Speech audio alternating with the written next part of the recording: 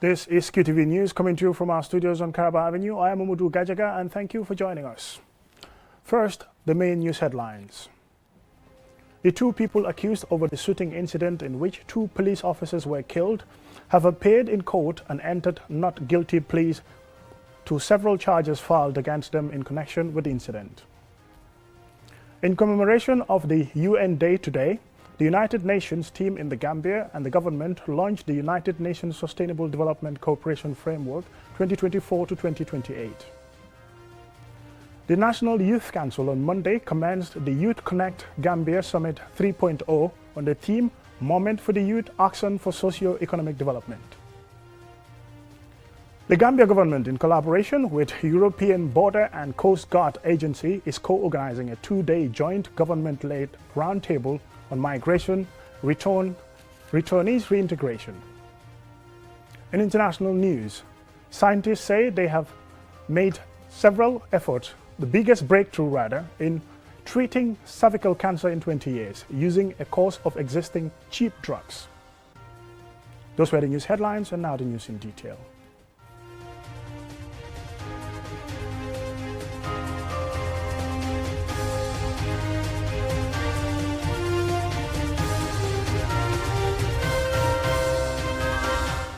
Welcome and thank you for joining us. This is QTV News.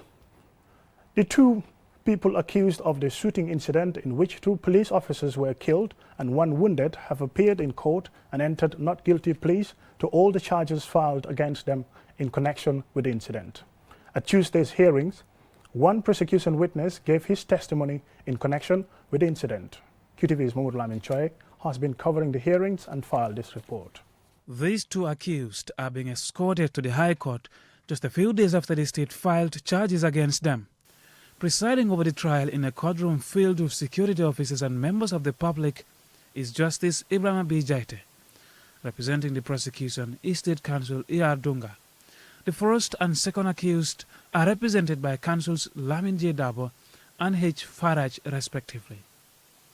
Tuesday's hearing was scheduled for plea taking, which involves the judge, Justice Jaita, reading out the criminal charges filed by the prosecution and asking the accused to state whether they are guilty or not. In the killing of two male police officers and wounding of a female one, Usaino Bojang faces 4 charges, namely murder, attempted murder, act of terrorism, and grievous bodily harm. Having had the charges, the first accused pleads not guilty to all. The second accused, Ami Bojang, is charged with accessory to murder. The charge against her is that she had assisted Usaino Bojang to run out of the jurisdiction of the Gambia to escape justice after knowing that he had committed murder. She pleads not guilty to this offense. After the court enters the not guilty pleas of the accused, Counsel Dunga informs the court that the state will be calling 24 prosecution witnesses and that they are ready to proceed with a testimony from the first of these. The first prosecution witness is Maila Bojang, who identifies himself as a member of the Gambia Armed Forces, takes the witness stand and takes an oath on the Quran. He testifies that on the 12th of September this year, he and some military colleagues, namely Omar S. Jallo and Bakari Arjaju, witnessed the tragic shooting to death with a firearm of police constables Pate Jallo and Sang J. Gomez, and the wounding of police constable Ansi Jao. The witness testifies that this happened after he and his 2 colleagues left from training on the beach, took a vehicle to the Sukura Jabeng traffic light area, where they alighted and one of them went to buy some grilled meat, locally called Afra. The witness says he and his colleagues were sitting on a veranda located behind 3 on-duty police officers when they had a gunshot. The witness further testifies that he and his colleagues thought that it was an incident of the negligent discharge of a firearm by an on-duty police officer. However, when they turned their attention to the scene, they saw a police officer wielding a rifle, lying face down after being shot. The prosecution witness testifies that he saw another male police officer trying to fight off the shooter with his fist and was later shot in his chest and killed. The witness says he ran to the rescue of the police officers and saw that a female police officer had been shot and injured while she was attempting to escape the scene. Prosecution witness Ismaila Bojang testifies that he and his 2 colleagues chased the shooter, shouting, thief, and he informs the court that the shooter then fired some gunshots which he and his colleagues avoided until he disappeared. The witness says upon returning to the scene of the incident, he found out the 3 police officers who had been shot had been evacuated. The witness says after searching and scanning the crime scene, he and his other colleague found 2 empty bullet casings.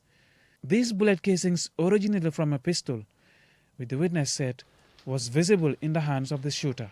Asked by the prosecution to describe the shooter, the witness says that he was wearing a kind of a yellowish shirt, a 3/4 length trouser, and has bow legs. After the testimony by the first prosecution witness, Justice Jetta adjourned the hearing to the 30th of this October and subsequent dates in November and December, when more witnesses are expected to testify. Mahmoud Lamin Choi, QTV News. In commemoration of UN Day today, the United Nations in the Gambia and the Gambia government launched the United Nations Sustainable Development Cooperation Framework 2024 to 2028 to succeed the United Nations Development Assistance Framework.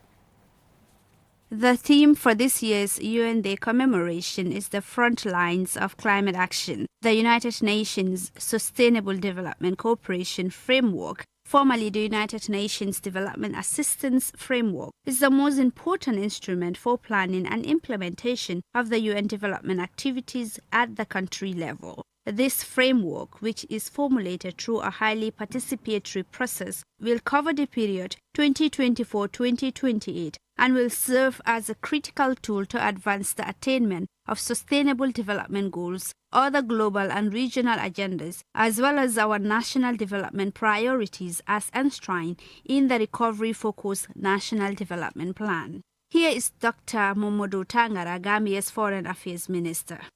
The United Nations Sustainable Development Cooperation Framework, to be signed today, outlines the areas which the United Nations has comparative advantage in supporting the Gambia in the coming 5 years. It also outlines the technical assistance that the UN family will be providing to the Gambia and the Gambian population during the period 2024 to 2028. The document is mutually agreed between the government of the Gambia and the United Nations through the Office of the United Nations Resident Coordinator. Serafin Wakana, the UN Resident Coordinator, says that the framework marks a significant milestone in their collective commitment to a brighter and more sustainable future. We gather here not merely as representatives of various organizations, but as stewards of a shared destiny. The challenges we face are formidable, from the pressing environmental crisis that threaten our planet to the ongoing struggle for social equality and inclusive governance. Yet, it's precisely these challenges that ignite our determination to effect positive change. To achieve the objective of the cooperation framework, we have made a great effort to mainstream the concept of leaving no one behind. The Sustainable Development Goals are a global call to action to end poverty, protect the Earth's environment and climate, and ensure that people everywhere can enjoy peace and prosperity, goals on which the UN is cooperating with the Gambia government. The vision of the cooperation framework is to ensure that by 2030, there is an inclusive, resilient and prosperous Gambia where all people live a dignified life, enjoy equitable access to quality services while ensuring environmental sustainability and consolidating gains in human rights and democratic governance. The signing also coincided with this year's commemoration of the UN Day, which is commemorated on the 24th of October each year. This day offers the opportunity to amplify our common agenda and reaffirm the purposes and principles of the UN Charter that have guided us for the past 78 years. For QTV News, I am Julden Yai. The National Youth Council on Monday commenced the Youth Connect Gambia Summit 3.0 on the theme Moment for the Youth, Action for More Socio-Economic Development. Julden Jai again. The summit, funded by the Peace Building Fund through the UNDP, the Gambia, brought together hundreds of participants, including international delegates. The aim is to encourage policy dialogue, robust investment for youth, and partnership, strengthen the youth ecosystem to actively participate and support the implementation of the National Development Plan, AU Agenda 2063, National Youth Policy 2019-2028, and the United Nations Sustainable Development Goals. The Youth Connect initiative was launched in 2012 by the government of Rwanda and the United Nations Development Programme. The overall goal of this Pan-African multidimensional initiative is to engage young people in all phases of national building, including enhancing their own economic empowerment. Alaji Jaju, Executive Director of the National Youth Council, calls for more support to be able to cater for the needs of the young people. Over 1,000 Gambian young people applied. Again, we are only able to take in 125. I think this shows the amount of interest young people have in the summit. And it's only because of the meager resources that we have that we had to bring this number down. We want to really avail on all partners to support us to ensure the summit becomes bigger and better. Serafin Wakana, the UN resident coordinator, says this year's theme is a call to action for all stakeholders. To my colleagues in the UN system and other international partners, let us align our programs and resources to support youth-centered policies.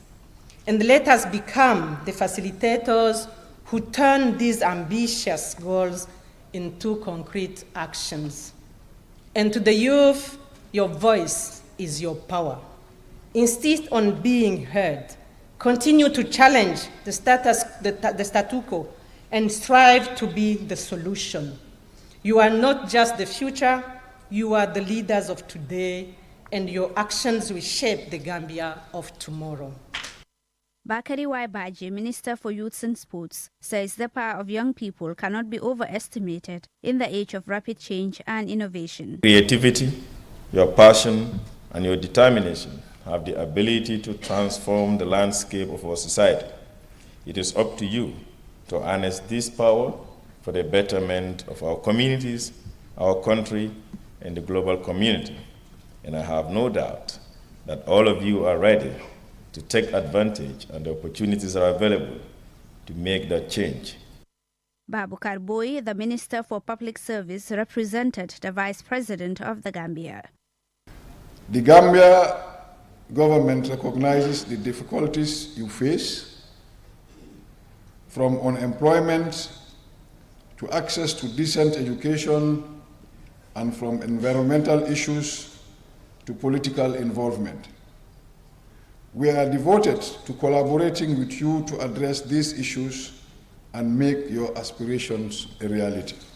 The event also featured a session of what government ministers have been doing and their plans to support Youth Connect's goals.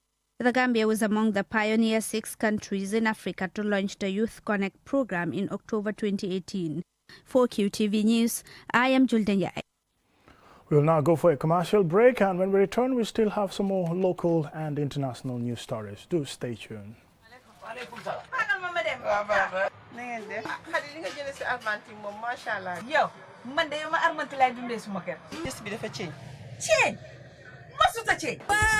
waaw du gis ngeen daw si ba mu amee sikki sàkkane armante mi dañoo wecci ay cafkaam ba ñu ko ubbilee siwo bi ba xet gi dugg ko cam billahi la mu yëg bari na armante ñaar fukki at ak nangam ba mu ne cëpp ci réew mi ba tey mësula wecci doxalin mësula wecci cafkaan bu leen ci am benn ñaari xel man mii di jaay lépp luy produit gi armante rek am naa ko am na 500 millilitres 1000 millilitres ak 5 kilos ba noppi nag am 750 ml bi nga xam ne mi ngi toj réew mi gis nga armante Eva Protect Milk bi mooy mos dolli te armante spaghetti bii ngay gis moo dàq ci spaghetti yi gis nga armante bottom margarine bi noonu la gënee ci yow mi nga xamante ne yaa ngi jaay tàngane ci Johnson bi kombi fi armante la dugal sa waa ñoddi sa kombi bi gis ngeen lii sardañ la da nga gis boobu jën bi dafa neex gis nga meew Kondik Milk bi armante ko fi indi moom mi dafa sakkan xoolal xale bi nu muy naanee banana milk bi gis ngeen flamingo oil bi dem leen ci bépp boutique bépp supermarket ci bépp marché armante ki prodogam kenn mënu koo ceeñ armante ndax moo di good quality food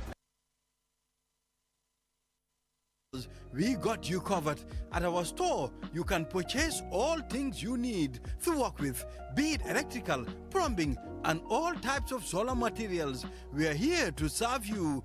Buy the following from our store: electrical pump, solar pumps, pump AC and DC, inverter, 5 kVA, contractor, compact, breakers, machine power control, etc. All our materials are high quality and can serve you for long. Walk into our store today and we have no doubt you will be amazed. We are located at Canifing Industrial Area opposite MP Trading. You can better still call us on 5873 743 5873 747 3071 291 or 277 1475. ADAT, Gambia's tour, the right place.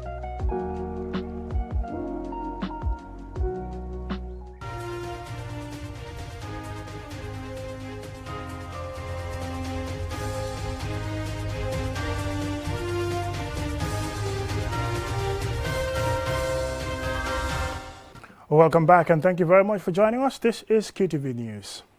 As part of a new technical assistance project on return, readmission and reintegration for third world countries, the government of the Gambia, in collaboration with Frontex, the European Border and Coast Guard Agency, is co-organizing a 2-day joint government-led roundtable on migration returnees reintegration. Alif Sise has the rest of the story. This event, which happened on Tuesday, brings together government and non-government actors involved in reintegration to discuss existing reintegration assistance programs available in the Gambia and to highlight the role and services they each provide. This will ensure structured and well-coordinated referral and reintegration mechanisms between and among the stakeholders. It also serves as a platform to discuss and address critical topics such as post-arrival assistance and reintegration counseling with a view to exploring opportunities for future collaboration. Habib TB Jara, Permanent Secretary at the Ministry of Foreign Affairs, International Cooperation and Gambians Abroad, welcomed the event as timely and said the government of the Gambia is ready to work with all stakeholders to holistically address the plight of migrant returnees. Corrado Pampaloni, the EU ambassador to the Gambia, said effective cooperation paves the way for sustainable reintegration and that the roundtable discussion represents the beginning of stronger cooperation.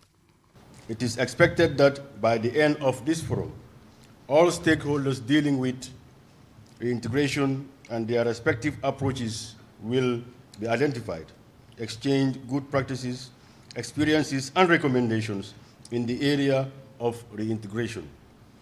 Strengthen capacity of our partners in the area of return, readmission, and reintegration will enhance the quality of procedures and services provided to the returning Gambians. Frontex tasks include border monitoring, fighting cross-border crimes, returns and reintegration, training, and making the Schengen area safer.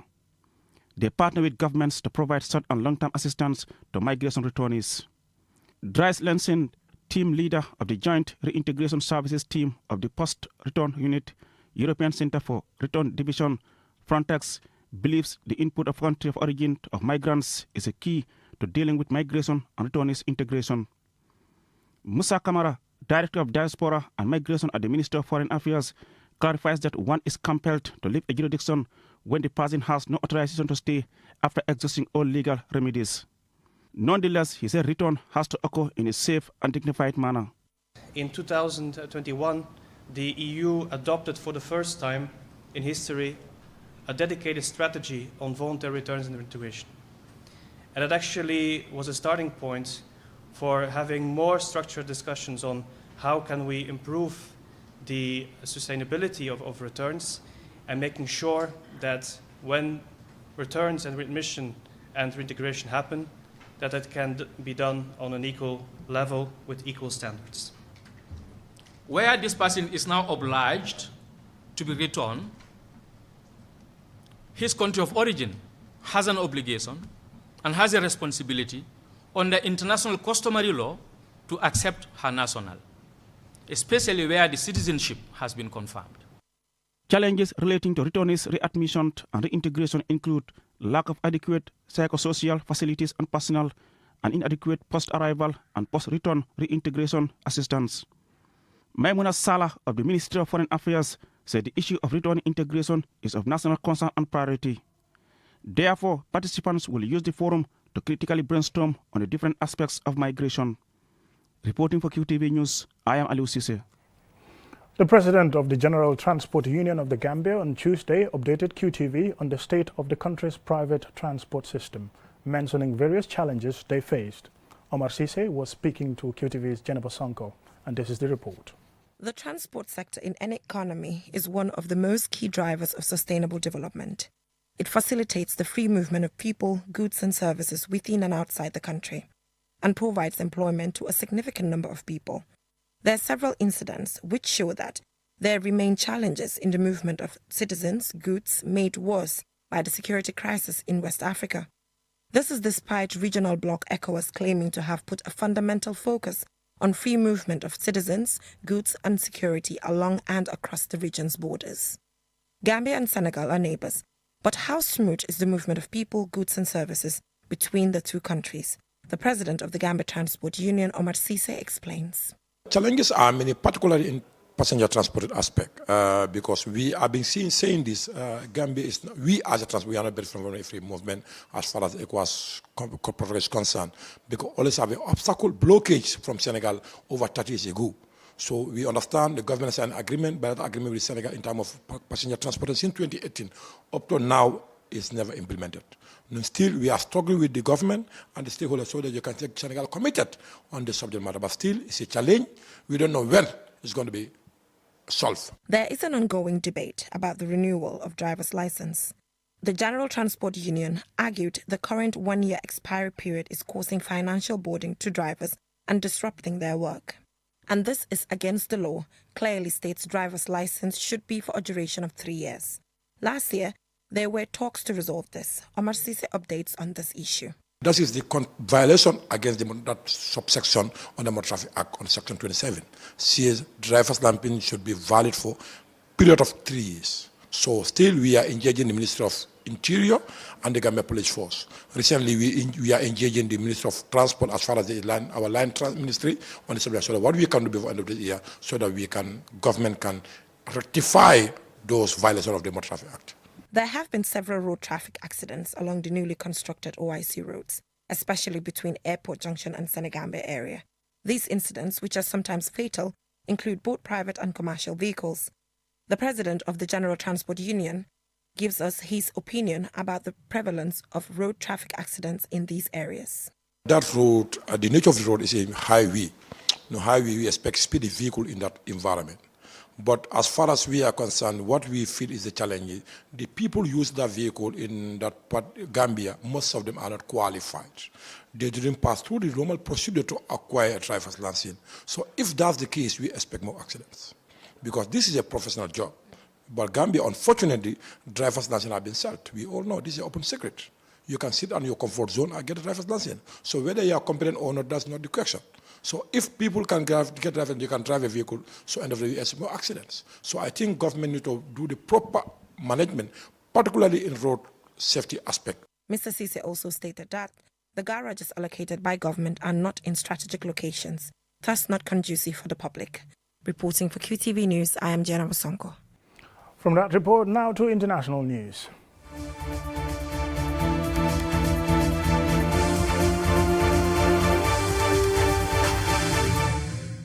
Scientists say they may have made the biggest breakthrough in treating cervical cancer in 20 years, using a course of existing cheap drugs instead of radiotherapy.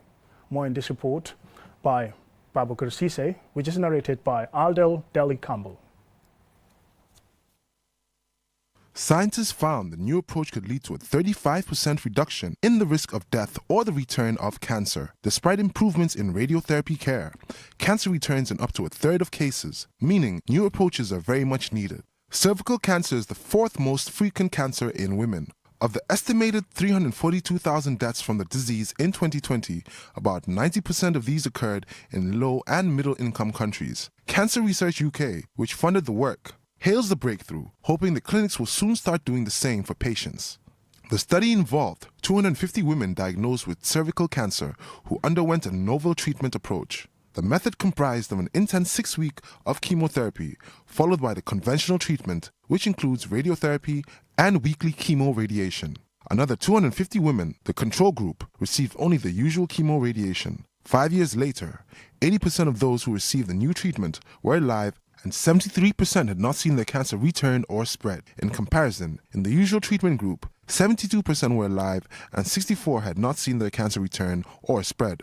However, researchers caution that not every woman with cervical cancer might get the same beneficial outcomes from the treatment.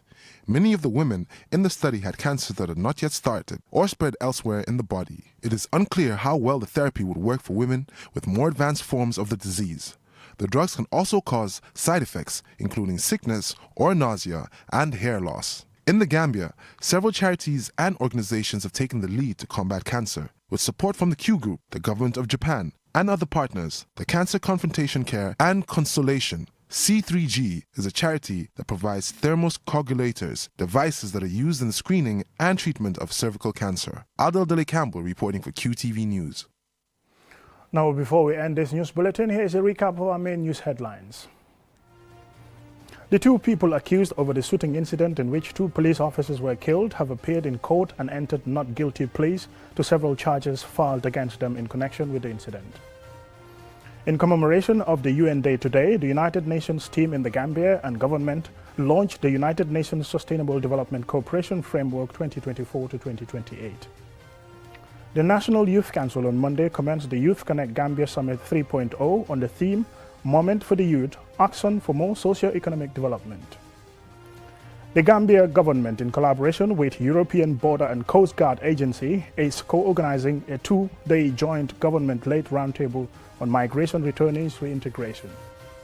And in international news, scientists say they may have made the biggest breakthrough in treating cervical cancer in 20 years using course of existing cheap drugs. That's it for QTV News tonight. Thank you very much for watching, but don't forget to join us again at 10 for another bulletin.